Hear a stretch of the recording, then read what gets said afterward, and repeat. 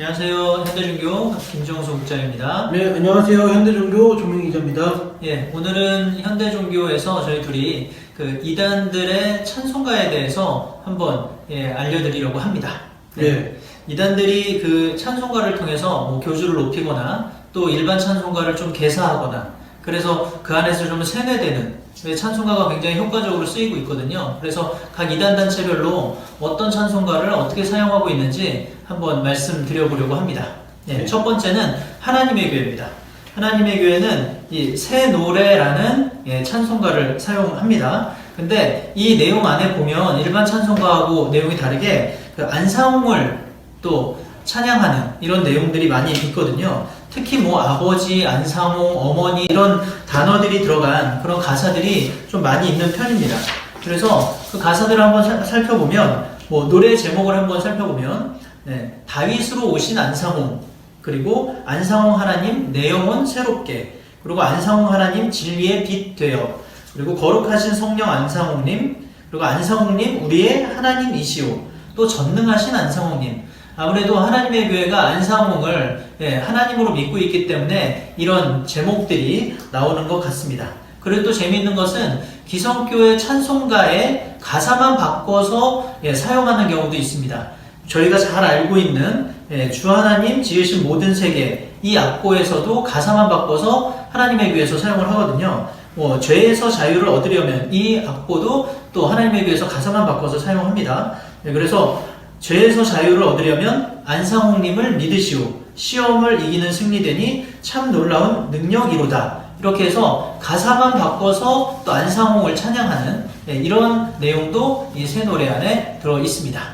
예, 요즘에는 또 장길자를 신격화하는 이런 분위기가 또 되게 강하게 보이고 있는데요. 하나님 교회에서요. 그래서 이제 장길자를 신격화하는 이런 찬송도 있었습니다. 그래서 뭐 어머니 가신 길, 어머니 당신은 사랑입니다, 어머니의 사랑이 죄인 살리셨네, 이런 내용의 제목의 찬송을 만들어서 하나님의 교회 안에서 부르고 있고요. 그 가사를 조금 소개를 해드리면, 어머니의 사랑이 이 죄인 살리셨네, 나를 살리시려 이 땅에 오셨네 라는 이런 가사가 담겨 있었습니다. 그리고 하나님의 교회는 이렇게 신격화하는 것 외에 뭐 본인들이 지키는 절기를 이렇게 찬송의 가사로 담아서 이렇게 함께 부르는 이런 모습도 있었습니다. 네, 하나님의 교회가 주요 자신들만의 교리가 있거든요. 안상홍 하나님, 뭐 장길자 어머니, 지금 조창이 얘기했던 것처럼 그 절기를 꼭 지켜야 구원을 받는다 이런 내용들이 있는데 그 내용을 찬송가 가사 속에 집어넣어서 부를 수 있도록 이렇게 하고 있었습니다. 네, 그 다음에는 저희가 잘 알고 있는 이제 신천지입니다. 신천지 찬송가는 이렇게 생겼습니다. 신천지 찬송가인데요. 여기는 또 어떤 내용들이 있는지 한번 저희가 살펴봤는데 그 안에 그 가사 내용들, 단어들을 살펴보면 뭐 이긴 자, 뭐 12지파 14만 4천, 뭐 이런 단어들이 좀 많이 있었더라고요. 그래서 그 31장의 찬양하라 만민들아 이 가사를 한번 제가 읽어드리면, 찬양하라 만민들아 이긴 자를 찬양하라, 용의 물이 이기신 주 우리 왕을 찬양하라, 높은 보좌 위에서 만국을 통치하신다, 만민들아 만왕의 왕 그를 찬양하여라. 이렇게 되어 있거든요. 또 44장에 예수께서 약속하신 이 가사를 보면, 예수께서 약속하신 참 목자가 탄생했네, 그리고 참 하나님 영계천국 이긴 자와 함께하네, 주 재림의 성탄이라 만민이여 영접하라, 신천지의 참 스승님 그가 바로 참 목자라. 여기서 나오는 참 목자, 뭐 이긴 자 다 누구를 가리키는지 알겠죠? 신천지에서 이만희 참 목자를 이야기하는 겁니다. 그리고 또 신천지에서는 이제 자신들의 교리 중에 하나가 성경을 뭐 비유로 풀어야 된다, 뭐 말씀엔 짝이 있다, 이런 것들이 있잖아요. 그렇죠. 그래서 이것의 핵심 교리를 좀 잘 전달하기 위해서인지 이 비유포리아와 관련된 것을 찬송의 가사로 만들어서 신천지 안에서 부르도록 했고요. 이렇게 함으로써 비유포리를 좀 자세히 알게끔 하는 방법도 있었고, 마치 비유포리를 알고 있는 본인들이 뭔가 좀 더 우월한 신앙생활을 하고 있다는 것을 느낄 수 있도록 한 그런 부분이 있었습니다. 가사를 좀 소개를 해드리면은, 비유풀이 배운 사람 천국 비밀 알지만 비유풀이 안 배우면 영적 소경 절로 되네 라는 내용이 있었습니다. 그만큼 비유풀이를 강조하고 있는 신천지의 모습을 확인할 수 있는 대목이었습니다. 네, 그리고 신천지에서도 좀 재미있는 게 있는데, 찬송가를 딱 만들었는데 그 안에 또 금지곡도 있대요. 금지곡이 있는 이유가 뭐냐면 그 찬송가를 만든 사람이 있을 거 아니에요. 작사한 사람이 있고 작곡한 사람이 있는데 그 사람이 제명 처리되거나 사고 처리됐을 경우는 그 곡을 또 부르지 않는다는 또 이런 재미있는 이야기를 탈취자를 통해서 또 들은 적이 있습니다. 예, 다음으로는 통일교회 찬송가를 소개해드리고 싶습니다. 요 찬송가인데요. 통일교회 찬송가 같은 경우에는 정통교회에서 부르는 이 찬송가가 앞쪽에 다 배치되어 있고요. 뒷부분에 한 40곡 정도 통일교회에서 만든 이런 성가들이 이어서 붙여져 있습니다. 그래서 그 통일교 대책협의회 이영성 사무총장님께서는요, 통일교 안에서는 한두 곡 정도, 통일교 예배 때 한두 곡 정도는 기성교회 찬송을 부르지만 그 외에 한 70~80%는 다 통일교회 노래를 부른다라고 해주셨습니다. 통일교에서 만든 노래의 제목들을 보면은 복귀의 동산, 성년 청년회가, 원리용사가, 성화용사의 노래, 복귀의 심정, 통일용사의 노래 이런 것들이 들어가 있고요. 찬양 가사를 통해서 문선명 한학자를 노골적으로 신격화하는 건 없었지만 은연중에 이제 문선명 한학자가 이렇게 좀 신격화되고 있다는 것을 느끼게 하는 것이 특징이었고, 제가 이제 통일교 이런 집회 현장을 많이 가봤었는데요. 통일교에서는 이제 하나님이라든지 주라든지 이런 신격화될 만한 이런 단어들이 나올 때 통일교 문선명과 이제 한학자의 얼굴을 보여주면서 좀 은연중에 신격화하는 모습을 좀 많이 보여줬습니다.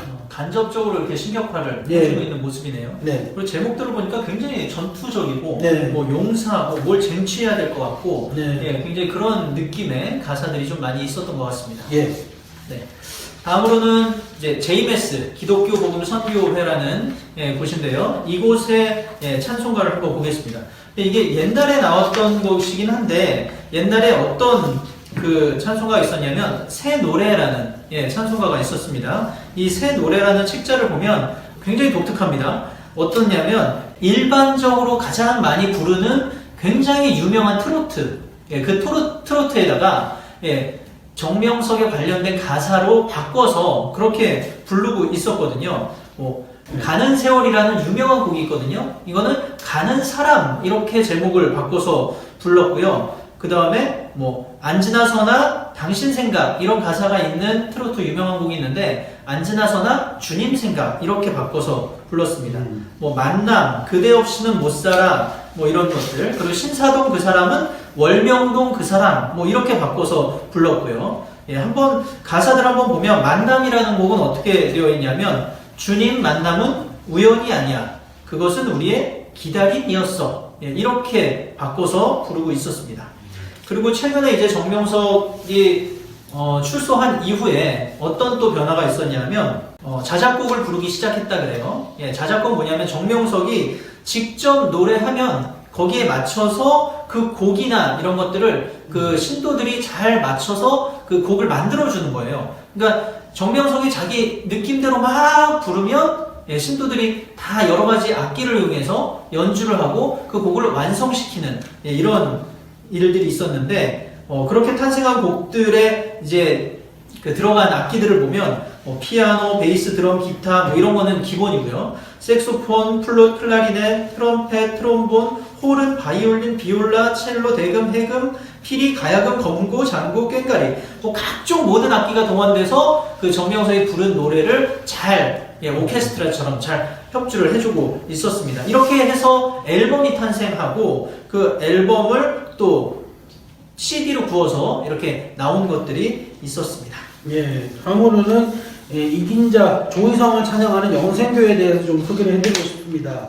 영생교회에서는요, 본인들이 직접 제작한 이런 찬송도 있긴 했거든요. 조희성이 작사한 감람나무 우리 엄마, 생수와 이슬성신 등 이런 곡들이 있었고, 기존 찬송가의 가사를 조금 바꿔서 이렇게 부르는 것들이 있었습니다. 영생교에서는요, 조희성을 신격화하는 표현으로 이긴 자라는 이런 단어를 썼고, 그리고 마귀를 이길 수 있는 힘이라는 뜻으로 이슬성신이라는 표현을 많이 썼습니다. 이 이긴 자와 이슬성신이라는 단어를 찬송에 넣어서 본인들에게 맞게 이렇게 만들어서 부르는 이런 찬송들이 있었고요. 이걸 좀 소개를 해드리자면은 예수로 나의 구주 삼고를 개사를 해서 이긴 자 나의 구주 삼고 이슬성신으로 거듭나니 라고 바꿔서 불렀습니다. 그리고 주 예수보다 더 귀한 분은 없네, 이 찬양을 이긴 자보다 더 귀한 분은 없네 라고 바꾸고 예수 대신에 이긴 자를 넣어서 개사를 했습니다.